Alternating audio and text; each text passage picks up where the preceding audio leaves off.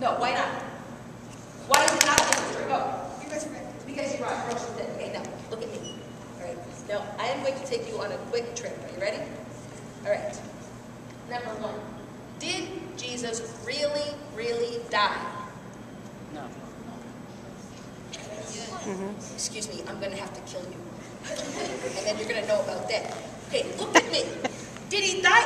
Excuse me. Would you please take a look up there? Okay, as in nailed to the cross. As in nails. And then, you know, usually when they show you a crucifix, they show the nails in the hands. But we know that they weren't in the hands because when they had to, and I have to tell you that I am not ever happy with the way crucifixes are portrayed. Because look at how, I mean seriously, take a look at the cross behind Jesus.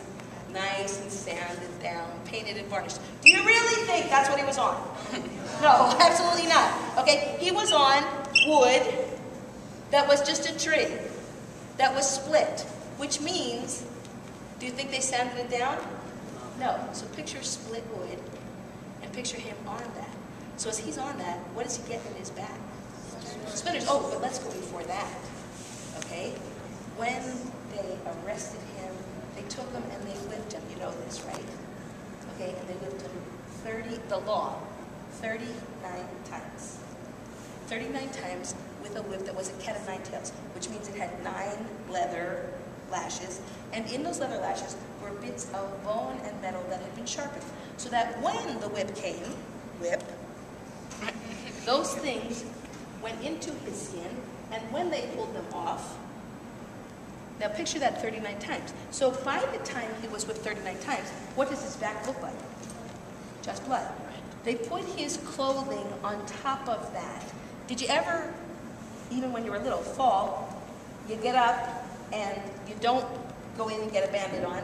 What happens when the clothing gets onto that thing? It sticks. Okay, and then when they go to take it off? Okay, so picture, okay, now Jesus is there, he puts on that, his cloak, okay? Then, after that, you know the rest of the story, they crown him with thorns, okay? And then he carries his cross, and we're talking about a transcurrence of hours. So now this clothing is really in. And when he gets to the top of Calvary Hill, they take his clothes off. Do you think they did it gently? No, they rip it off, and everything is now open again. Okay, they nail him to the cross. And the thing is, to make the cross remain upright, they had to dig down about 3.5 feet, they figure. Okay? So what they did was they nailed him to the cross, and then they stand it up, and they shimmy it over, and then it drops down in.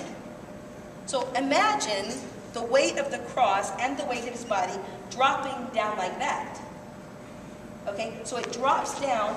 Now, if it would have been just through his hands, it would have ripped through because your hands are very small bones of cartilage.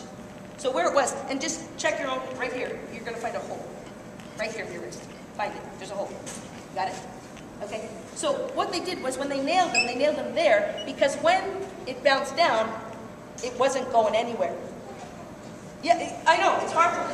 Okay, now you have been, and of course, I did not do this with little kids, just so you know, not for you, you know, but you need to know this. You really do need to know this because of our faith story. Like when I say to you, are we living up to this? It's not just, I'm not talking about petty little stuff. I'm talking about really a real serious commitment to who we are and how we're supposed to live.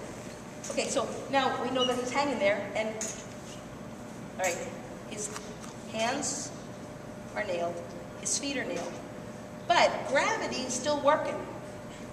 So he's on this splintery wood, and his body is going to pull down. Now his arms can't move, by the way. They figure that when it bounced down, probably his arms came out of his sockets, just so you know.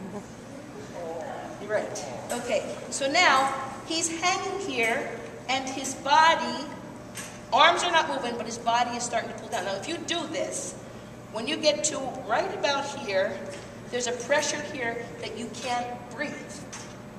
Okay, and so what they would do then is, how would he breathe? What would he do to be able to breathe? He can't breathe when he's like this. He would, exactly, push up on his feet that were nailed, push up, and then he would start sliding down again. Now that happened over the course of 3 hours. Okay. Now, do you remember the other two guys who were nailed to who were